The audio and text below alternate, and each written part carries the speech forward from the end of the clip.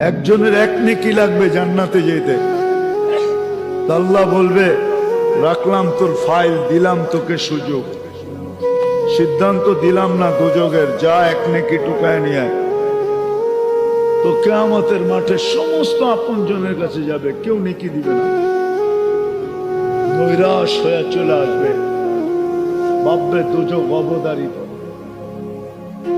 ফাঁসির আসামি যখন চাইনা ফেলে কালকে ফাঁসি, ওর যেরকম অবস্থা হয় এর চেয়ে কোটি গুণ অবস্থা খারাপ হবে ওর। অপরিচিত একজন ডাকবে, এদিকায় তোর এই অবস্থা কেন, দুরবস্থা? বলবো আপন জনের কাছে বলছি, কোনো কাজে দেয় না, তোমাকে তো চিনি না। বইলা তো দেখতে পারিস, যদি কাজে লাগলো এক নেকি হইলেই জান্নাত। তো যাবে হাত দিয়া বলবে ল এক নেকি, এক নেকির জন্য তোর এই দুরবস্থা।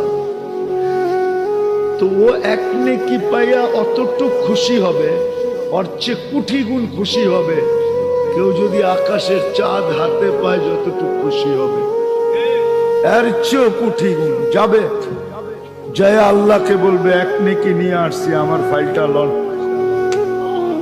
কেননা এক নেকি পায়া খুশি তো হবে, আরেকটা কাম হবে, বাপ চলে আসবে। বাপ বাপ বোঝেন, জিতার আগে একরকম, জিতার বড় মনে হয় যে কোনোদিন চিনেই না, ঠিক না?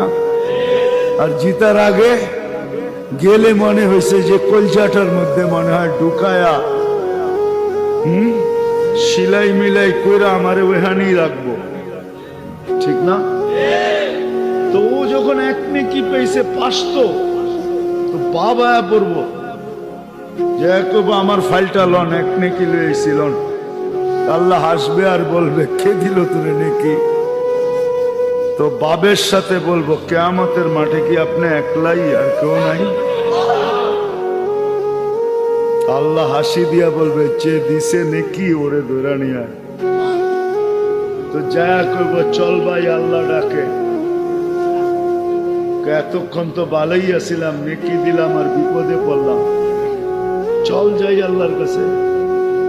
যাওয়ার পর আল্লাহ জিজ্ঞাসা করবে কিরে নেকি দিলি কেন? আমার তো আসেই একটা, কি কামে লাগবো? বাবা একটু বাপ নিয়ে করবো, আমার তো আসেই একটা নেকি, আর তো কোনো নেকি শেখি নাই, একটা দিয়ে আমার কি কাম হইব? আর এটা কিয়ামতের মাঠে নষ্ট করে কোনো লাভ আছে? বুদ্ধিমানের কাম করলাম, ওরে দিয়া দিলাম, ওর কামে লাগলো। একটু স্টাইল নিয়ে করবো আর কি। আল্লাহ হাসবে আর বলবে আমার চেয়ে বড় দাতা হইতে চাস, তাই না?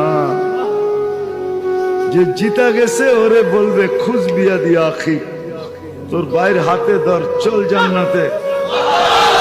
আমি আমার চেয়ে কাউকে বড় দাতা হইতে দিব না, না না না। এই উম্মত এক নেকি দিয়া পাবে। আসেন একটু চিন্তা করি।